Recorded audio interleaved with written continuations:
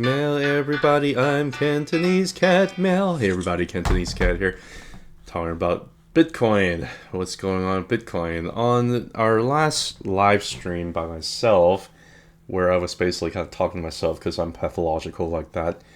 When I was talking to myself on Saturday night, towards the end of my live stream, I was basically saying that I was kind of sensing that the consolidation over here is probably over soon. This is quite unusual for it kind of go sideways for months and months like this. For Bitcoin, usually on the way up, it can consolidate for maybe a couple months or so. I think we're getting close to it, and I was sensing maybe something a little bit more evil was going to come, where price could potentially drop down a lot and grab liquidity before going up higher. Because that's kind of what every single time after we end the consolidation, we end up getting a liquidity grab candle over here, liquidity cap candle over here, liquidity grab candle over here, liquidity grab candle over here, right? It's just happening over and over again. Last cycle, it was not that apparent. I think that's why it was extremely euphoric, because it just kept on going up, up, up, up, up, non-stop. But the most bullish cycle of all for Bitcoin is 2015, 2017, right? You had the liquidity grab candle here, here, here, here. It just kept on doing that over and over again on the way up, right? So it's actually not surprising to happen. Now the question is this the liquidity grab candle here with this hammer because it's only just Monday, right? Or are we talking about maybe another candle down, right? Who knows how brutal it's going to be? I don't know the answer to that. All I know is I just like the reaction so far that we have for Monday. And we have a reaction like this going into like PPI, CPI, which is just basically events that are set dates with I have a hard time believing that the insiders don't know the detailed numbers ahead of time. Just have a hard time believing that. So you have market manipulators or market makers, if you will. They probably already kind of more or less know ahead of time in terms of what they would like the market to do. And sometimes, even if the numbers are good, they might manipulate it to the downside. And then people would be like, oh, it's known. It doesn't really matter. All I know is that there's going to be some volatility short term. It's not going to be able to stop the long-term liquidity and long-term liquidity from pouring into Bitcoin anyway. But they can do whatever they want short term, right? I don't care. What I do know is that if this turned out to be the liquidity grab, which it could be, because based on multiple things I'm kind of looking at too, if I was looking at the angle here, how I was kind of showing this angle here. Today I was just like, oh man, it broke underneath the angle, that's it. And so far the angle is holding, it's just a wick. It looks like it's just been consolidating sideways over here, and this triangle is trying to break either to the upside or the downside. In fact, that didn't really break through the downside. Actually makes me a lot more bullish about what is to come, right? There's a Chinese saying like 大难不死必有後福, or 大难不死必有後福. I'm terrible at Mandarin here. So if you don't pass away, then good fortune could come, right? I just wonder whether or not that's going to be the case for Bitcoin. Anyway, just done talking about Bitcoin for now. I still think this is going to be going up. If I don't look at just that chart over here, if I look at in another way, I was putting arrows, all these like liquidity grab candles over here in the past. If you look at another way here, this is a little bit of different can. I use different numbers for, I think, 360 and 1,000. You can see how this also gives you some pretty remarkable market symmetry here. And it's just been kind of going down the arc here. Going down horizontal line over here, by the way, came back, touched the arc, it's just went up higher. Pushed for the arc here, got rejected at angle, came back. Where is it doing right now? It's just basically backtest the arc here almost perfectly, right? It's amazing.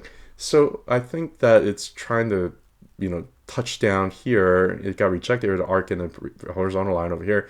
So it's probably going to end up trying to challenge the horizontal line here again from here on out, if that was the liquidity grab, right? If that was it. So I'm actually quite bullish in terms of Bitcoin. And to talk about Bitcoin, we can also talk about all the other stuff. If that was a liquidity grab, and it looks like MicroStrategy felt that was, because MicroStrategy also ended up bouncing almost perfectly at the horizontal level over here on the GAN. It looks like it's been pretty decent market symmetry here for a very, very long time. Initially, I was hoping that it would just hold support here at the 1.414, and I've just kind of dipped in below that and trying to find support here at the horizontal GAN level, which is fine. Once it finds a support level over here, if this was it, if this bull flag area was it. It has been 2 months. Then it could end up grounding up and re-challenge the arc, and it could potentially go up a lot higher if Bitcoin enters a parabolic bullish phase, which it could be entering at some point. Coinbase, it also looks extremely bullish. I actually don't know which one I'm more bullish on. I think I'm more bullish on Coinbase just because it hasn't really run up all that high yet, and I do think the altcoin season is yet to come.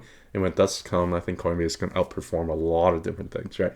All this Coinbase is doing right now is it broke above the 0.786, broke out the arc, and it came back down and is back testing not just the arc, not just the 0.786, holding both, by the way. Holding both, by the way, is the second back test here. Holding both, by the way. And on top of that, it's also holding the bear support band. It's inside the bear support band right now, and it's holding, right? So I actually find this confluence of support here very, very encouraging. And I find this to be potentially a pretty decent buy zone here. The same would go for CoinL, right? CoinL did break underneath this confluence zone of support over here, unfortunately. But it's a double leverage. It does weird things. It broke down underneath, but it's still inside the arc. I just love the Coinbase chart here. So I think if Coinbase does well, CoinL is probably going to do pretty well too. It just looks a little bit off, right? CleanSpark actually had a positive day today, which is mind-blowing because everybody's scared about Bitcoin. So what gives, right? Maybe it's just kind of simply corrected enough. Maybe all the sellers are already kind of getting flushed out here. I don't know the answer to that, but it's fine support here at the arc. And it did break down underneath the bonus support band, but it is still fine support here at the 100 moving average, right? You can see how important 100 moving average was before. Resistance, support, resistance, right? And over here resistance, and now support, right? It's still holding that. It's still upsloping. So I think that it's still got a pretty decent chance for it to do what it needs to do, right? The other thing too, I do think that this fractal over here, where it's just kind of going from arc to arc, and then just back testing arc down here, it's very similar to here from arc to arc, and then back testing arc over here before shooting up to the next level. I think we might be very, very similar juncture where we're over here as we're over here based on the fractal. It's hard to convince that the fractal is going to work out, but I still think that we're finding enough support zone over here, and I'm still very bullish on Bitcoin. I'm still very bullish on IWM. If you look at my other video, I did mention that. So yeah, I'm still bullish on CleanSpark. Just real quick here, just go for a lot of the the really key things here. I did a kind of like a funny chart here. Hopefully it's not controversial or like language sensitive or whatever. I should probably erase that. I would just say other Uranus, right? All I gotta say is this. Looks like Mara is getting ready to do something. The reason why that is because it's been bouncing arc to arc. It broke through this arc. It's been backtesting the low arc here for a very long time. And looks like it wants to tick off after back tested the 100-week moving average, right? Which it flipped from resistance here to support. It looks like it's crawling up. It looks like the momentum wants to kind of start going over here. It looks like how we were over here after we back test, where it's just kind of going flat, and it eventually takes some time for it to kind of build some positive momentum. I think we're at a very, very similar juncture between these two areas.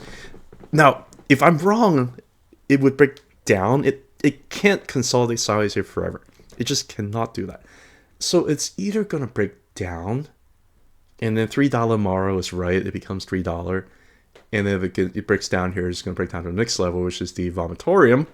And then it's going to go to the outer Uranus.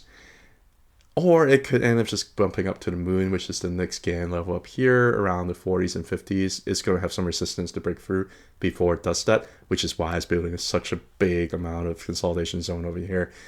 Or you can go to the moon, and if it breaks to the moon, we can go to Mars. If you break through Mars, you can go to Jupiter, and then eventually you might go to Uranus and meet the Klingons. I don't know exactly which way it's going to go. You know which way I do lean forward towards, though. I'm leaning towards Uranus, right? I don't have much else to say about that. Bitfarm's been extremely underperforming. Broke underneath the 100-week moving average a long time ago. Now that's resistance. It's just been bouncing from arc to arc. It's one of those that is just right here at the bottom of the arc right there.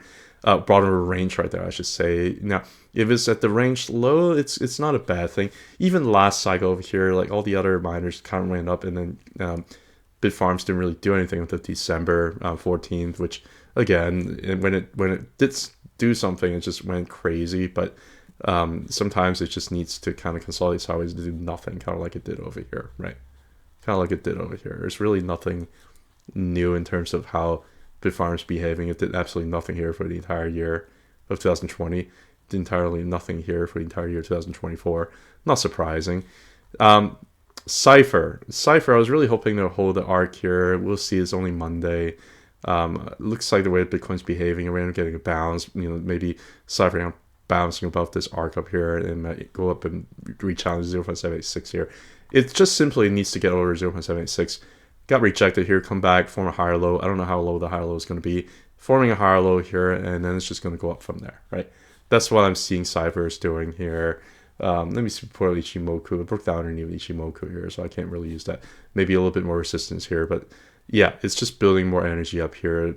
I think whenever it's done forming this higher low, maybe within weeks or so, hopefully we can break through the 0.786. We'll see. IREN, same thing, 0.786, and also the GAN arc level over here, rejection, right?